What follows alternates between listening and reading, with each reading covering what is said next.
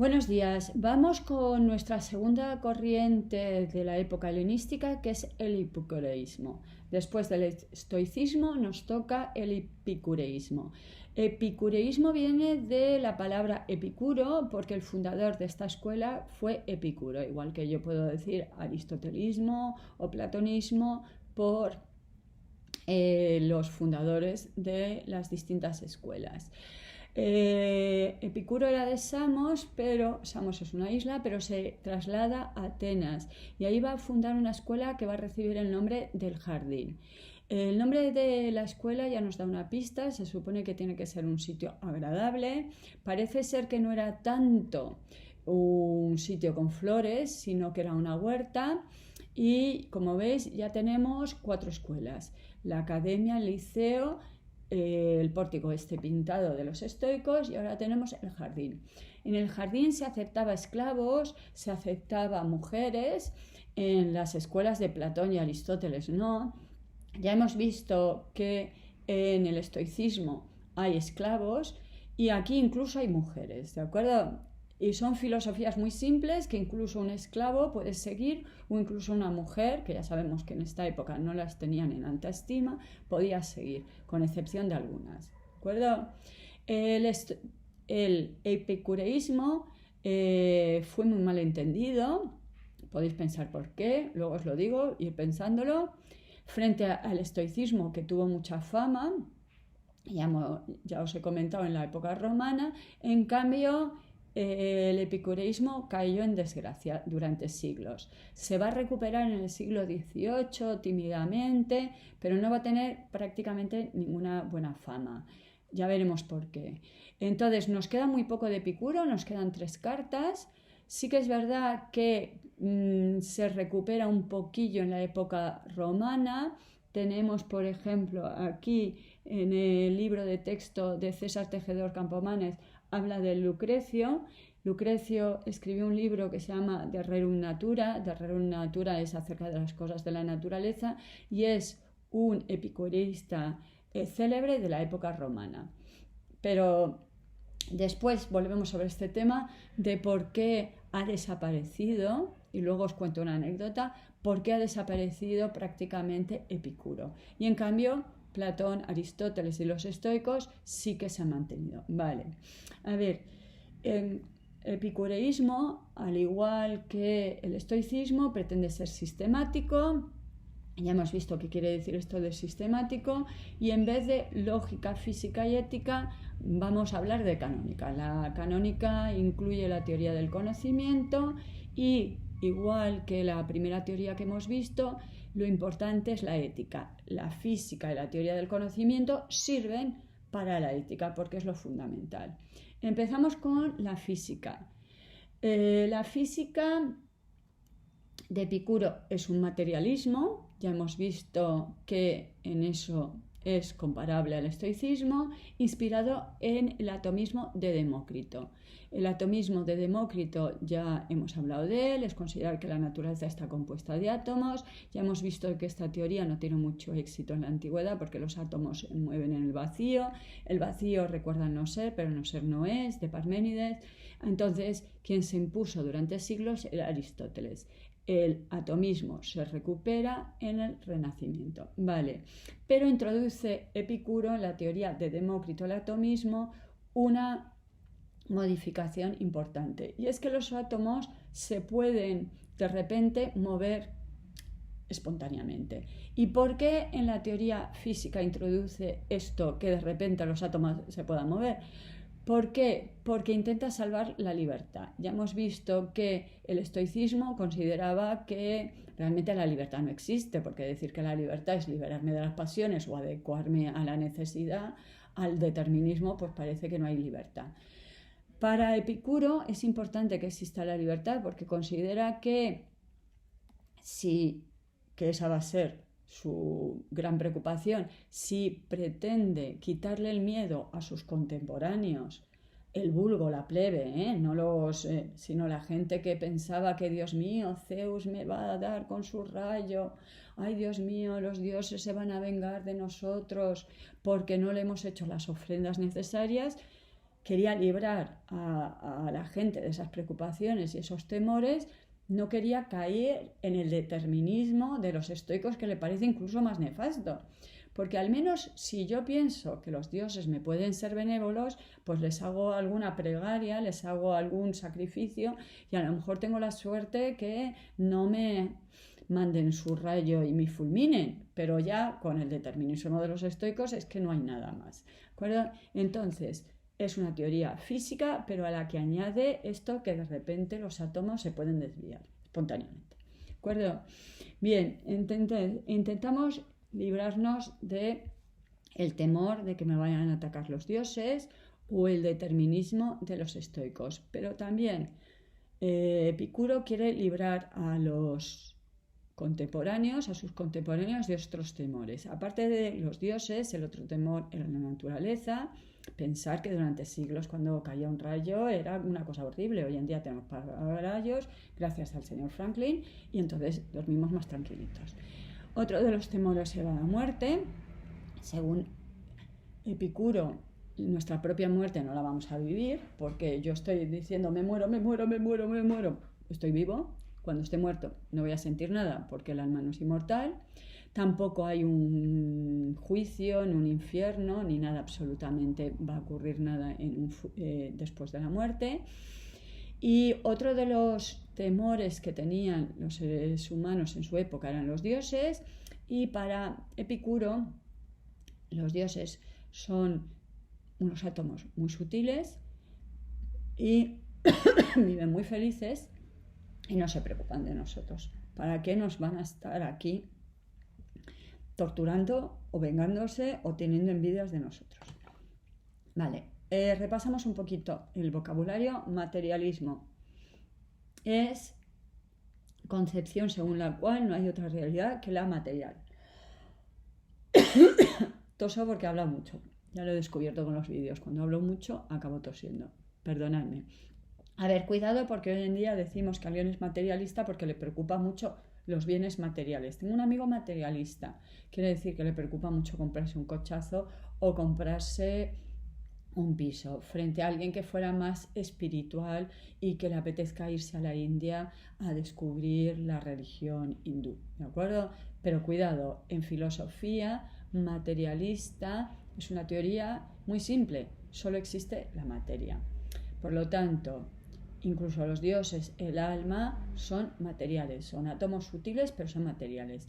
A ver, Epicuro nunca dijo los dioses no existen o el alma no existe. Tardará siglos. Un señor materialista como Marx sí que dirá directamente no existen, es más, dirá, es que me da igual que Dios exista o el alma exista. Mecanicismo.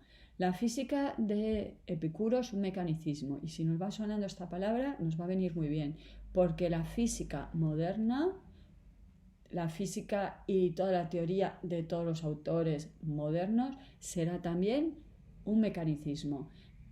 Truco. Los trucos no se ponen en los exámenes. Mecánico. ¿Qué funciona mecánicamente? Las máquinas. ¿De acuerdo? Entonces, la naturaleza es como una máquina.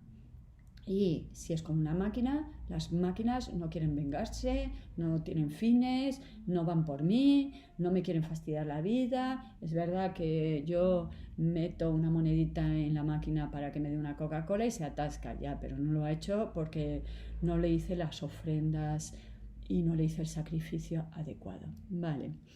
A ver, todas estas teorías sirven para la ética. Lo importante es la ética, ¿de acuerdo? Entonces, Epicuro lo que pretende es librar los mitos, las supersticiones que tenían en su época, para que vivan más felices, que ya vamos a ver que tampoco la felicidad de los epicureístas seguramente os convenza. Ya hemos visto la felicidad para los estoicos, ahora vamos a ver la de los epicúreos. Bien, según ellos hay que vivir feliz, sin miedos, y justamente lo único que existe es la materia. Por lo tanto, según los seguidores de Epicuro, lo único que tenemos como signo es el placer y el dolor, ¿vale? Su teoría del conocimiento es que lo único que percibimos son sensaciones, obviamente, porque si no hay otra cosa, es la única forma que tenemos. Entonces nos apoyamos en una teoría científica de la física que es mecanicista y materialista para decirnos que lo importante es los placeres, ¿de acuerdo? Podemos decir, por tanto, que la teoría de Epicuro es un hedonismo. Hedoné en griego es placer, el fin de la vida para Epicuro es el placer, y aquí es donde se va a malinterpretar. Si os vais al diccionario de la Real Academia, veréis que el hedonista es aquel que busca los placeres, que evita el dolor, y normalmente se entiende egoístamente, mi placer yo, y entonces es una mala interpretación de Epicuro. Epicuro nunca dijo que había que evitar el dolor y tampoco dijo que el placer tiene que ser la búsqueda egoísta del placer. Hedonista es una expresión muy común hoy en día, veréis, es que la generación actual, estos jóvenes son hedonistas, solo buscan el placer y demás. Bien, vamos con la teoría hedonista de Epicuro. Dado que lo importante para Epicuro es los placeres, hay que pensárselo mucho, no cualquier placer ni siempre, ¿no? Por eso digo que se malinterpreta. Según Epicuro, y esto va a ser su ética, hay que pensárselo mucho. Hay placeres naturales y placeres que no son naturales, placeres necesarios y placeres que no son necesarios, placeres en calma y placeres que no son en calma. Placeres como por ejemplo comer, ¿vale? Para Epicuro está muy bien, disfrutemos de la comida.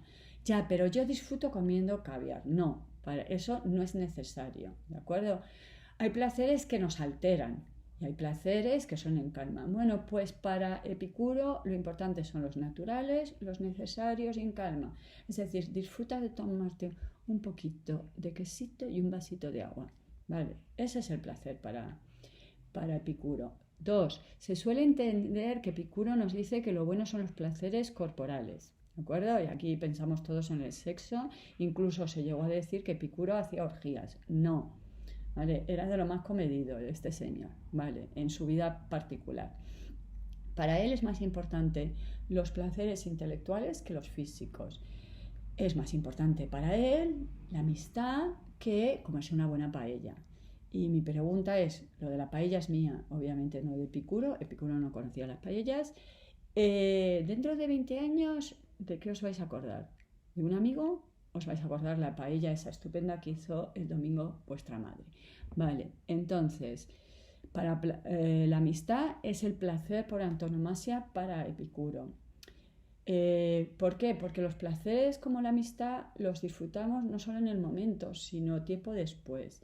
Y la escuela de Epicuro se mantuvo. Sus discípulos realmente fueron, según Epicuro, amigos entre ellos. No hubo disputas. En otras, en la de Aristóteles, en el de Platón, en cuando moría el maestro, ahí había una lucha interna a ver quién iba a ser. Y en cambio, los seguidores de Epicuro sí que siguieron esta doctrina de la amistad entre ellos. Voy ahora a por qué ha desaparecido prácticamente el epicureísmo. Vale, porque casa mal con el cristianismo. Casa mal con el cristianismo una ética de buscar el placer. Hoy en día no nos parece tan nefasto buscar el placer, pero durante siglos sí, porque va en contra de las doctrinas cristianas. En cambio, la doctrina estoica sí que conjugaba muy bien con el cristianismo.